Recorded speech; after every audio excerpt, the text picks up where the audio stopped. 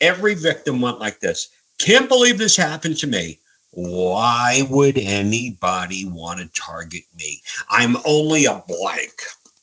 I'm a small business. Well, Nashville's the Silicon Valley for healthcare. Sure. I had a healthcare company tell me one time they weren't too concerned of being victimized because they were a small company.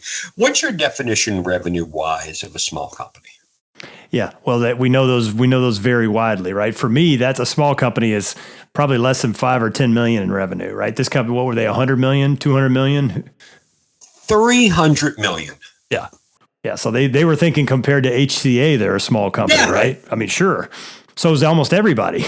Everybody. And they're like, well, we don't have anything. And especially kind of when I would deal with small businesses and nonprofit organizations and parents whose kids got hurt or senior citizens. Just the other day, I dealt with this individual who ended up losing $5.8 million in a pig butchering scam. Are you familiar with pig butchering?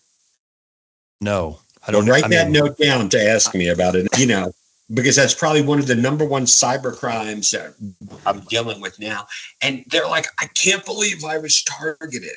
Why would anyone target me? I don't have anything that anyone wants.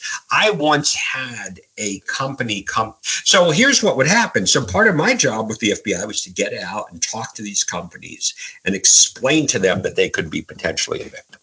So I once had a company come to me and they said, we're not concerned because we only have $5.8 billion in revenue. And according to, I guess it was, some big data breach report, the cyber criminals were only targeting companies over $10 billion.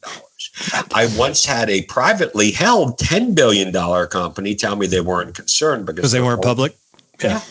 And this is my empathy nerve. I tug on this, and I wanted to say, where are you getting your information from? People Magazine.